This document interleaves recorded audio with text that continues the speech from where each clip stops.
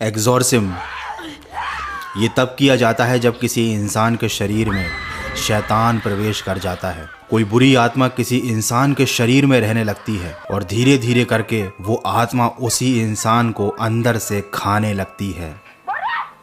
Exorcism बहुत दर्दनाक होता है, इसे हर कोई नहीं सह सकता। लेकिन इस दुनिया में एक लड़की ऐसी थी जिसके शरीर के ऊपर 67 बार एग्जॉर्सिज्म किया गया, और वो भी उसकी मर्जी से, क्योंकि उस लड़की का ऐसा कहना था कि उसके शरीर में 6 आत्माएं हैं। जब ये सब हो रहा था तब उस लड़की की उम्र केवल 23 साल थी। वो बुरी आत्माओं के चंगुल में इस तरह से फंसी हुई थी कि वो आत्माएं उस लड़की को कुछ खाने भी नहीं देती थीं। उसका वजन केवल 30 किलो रह गया था। ये जो आप तस्वीर देख रहे हैं, इन तस्वीरों में महज कुछ सालों का ही अंतर है। सोचिए उस लड़की के साथ क्या हुआ होगा, वो किस दर्द से और किस खौफ के मंजर से गुजरी होगी। इस वीडियो को शुरू करने से पहले बता दूं कि इसे रात में अकेले में बिल्कुल मत देखना, और छोटे बच्चे इस वीडियो को बिल्कुल भी मत देखना, क्योंकि जो इस वीडियो को पूरा देख लेगा उसको पता चलेगा कि असली डर क्या होता है। तो अगर आप आज रात को ठीक से सोना नहीं चाहते हो तभी इस वीडियो को देखना। तो यार आई थिंक इतना इंट्रो काफी है, तो बिना किसी देरी के शुरू करते हैं आज का फाड़ू वीडियो।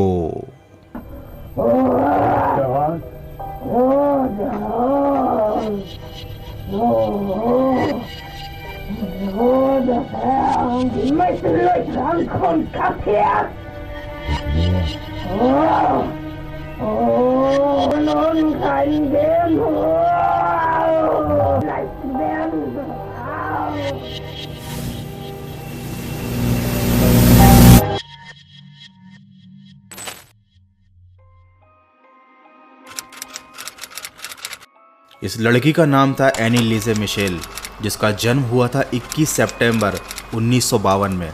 इसके घर में जितने भी सदस्य थे सभी लोग बहुत ज़्यादा धार्मिक थे।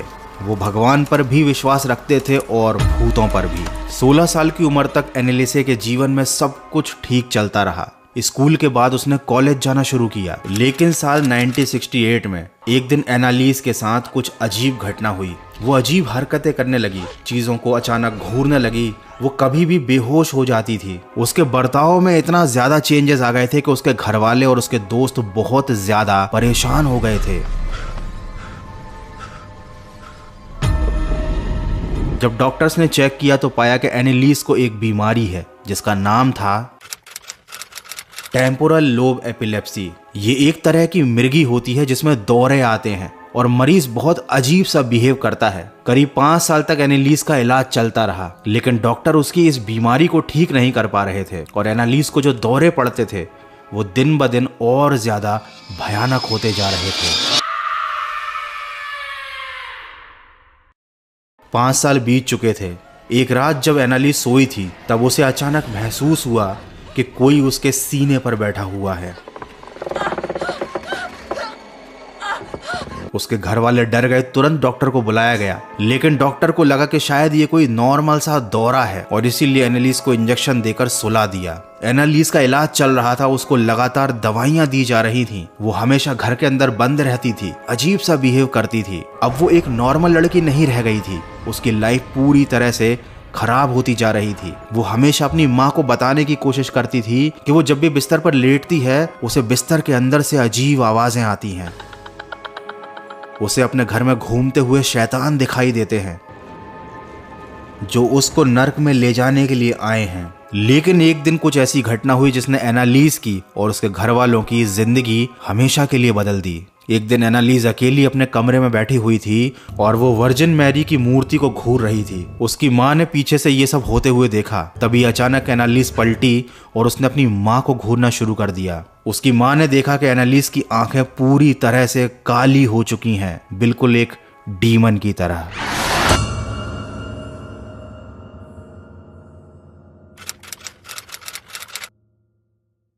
सितंबर 1973 एनालिस की हालत बहुत खराब हो चुकी थी। वो डॉक्टर को बताने की कोशिश करती थी कि उसको घर में शैतान के चेहरे दिखते हैं। अब तो उसे ऐसा लगने लगा था कि जैसे उसके शरीर के अंदर ही शैतान है। वो ये भी कहती थी कि उसे इंसानों में से जले हुए मल की बदबू आती है। डॉक्टर द्वारा दी जाने वाली दवाइयों का उसके शरीर पर अब कोई फायदा नहीं हो रहा था। उसकी बीमारी बहुत ज्यादा बिगड़ चुकी थी और उसका बर्ताव दिन ब दिन और ज्यादा अजीब होता जा रहा था।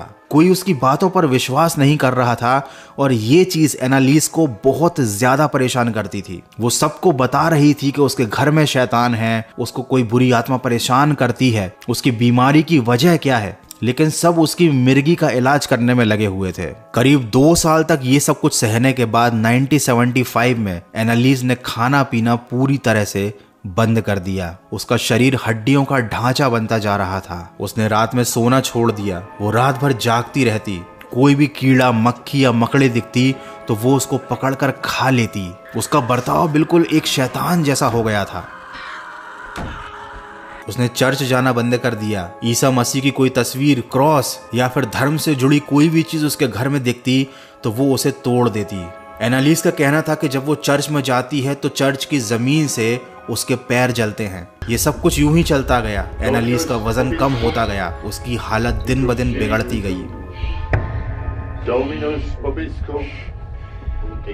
एनालिस के घर वाले समझ चुके थे कि उसे कोई बीमारी नहीं है, वो शैतान के कब्जे में है और उनकी बच्ची को बचाने का एक ही तरीका है, चर्च। सबसे पहले उन्होंने एस्ट्रो ओड नाम के एक शख्स को घर पर बुलाया। एस्ट्रो चर्च में ही काम करता था और चर्च के फादर्स की एग्जॉर्सिज्म में ये मदद भी करता था। जब एस्ट्रो घर आया तो उसने देखा एनालिस फर्श पर पड़ी हुई है। एस्ट्रो को देखते ही एनालिस ने फर्श पर पेशाब कर दिया उसी के सामने।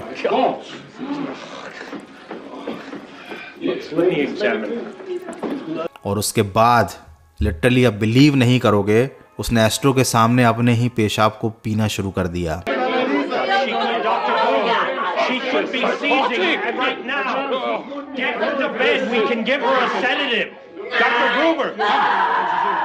ये देखकर एस्ट्रो समझ गया कि वाकई में कुछ तो गड़बड़ है। एस्ट्रो ने जब ये पूरी घटना चर्च के फादर्स को बताई तो कैथोलिक चर्च के बिशप जोसेफ स्टेंगल ने अपने एक और साथी के साथ मिलकर एनालिस के ऊपर एग्जॉर्सिज्म परफॉर्म करना शुरू किया। इस दौरान वो अजीब सी आवाज में गुर्राती थी। वो कभी इंग्लिश में बात करती थी,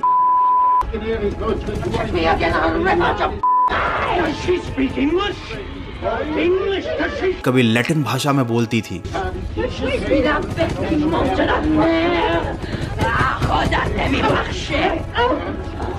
और कभी ऐसी भाषा में आवाजें निकालती थी जो शायद इस दुनिया की थी ही नहीं।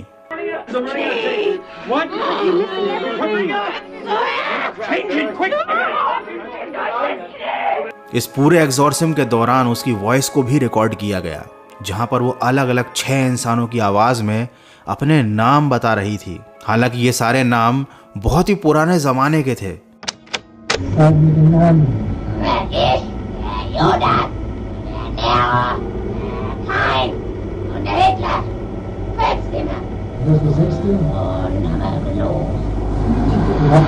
उसके अनुसार ये सारी आत्माएं एनालिस को नर्क में ले जाने के लिए आई थीं और अब उसके शरीर में बस गई हैं।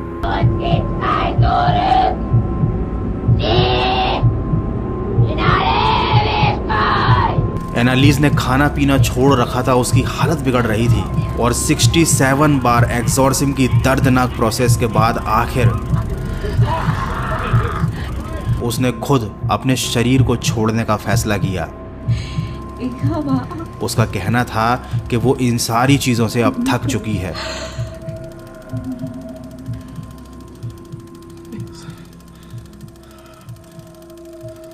वो अब शैतान से और ज्यादा नहीं लड़ सकती।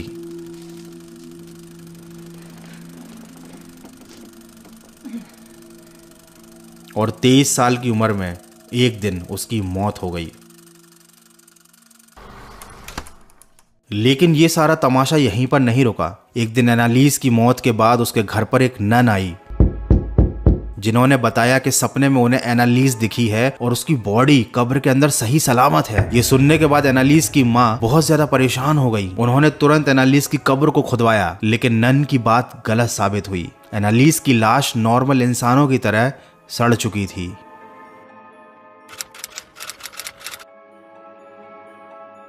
अब बात करते हैं कि क्या वाकई में एनालिस के साथ ये जो कुछ भी हुआ, ये कोई पैरानॉर्मल एक्टिविटी थी या फिर ये इंसानों की एक छोटी सी भूल थी। मैं आपको एक सिचुएशन देता हूँ। सोचिए आपको एक ऐसी बीमारी हुई है जो थोड़ी सी वियर्ड है, हर किसी को नहीं होती, लेकिन बचपन से ही आपके आसपास का माहौल ऐसा रहा है जहाँ पर भूत प्रेत शैतान इस तरह की बातें की जाती हैं। आप इन सब बातों पर पूरी तरह से विश्वास भी रखते हो और एक दिन आकर कोई आपको ये कहे कि ये जो तुम्हें बीमारी है इसकी वजह है एक आत्मा जो तुम्हारे शरीर के अंदर है, तो हो सकता है कुछ दिनों की तकलीफ सहने के बाद जब डॉक्टर्स की दवाइयां काम ना करें तो तुम ऐसी बातों पर विश्वास रखने लगो। You have to remember, this is not a psychic thing. This is the body, the mind, the spirit. Everything is involved in this.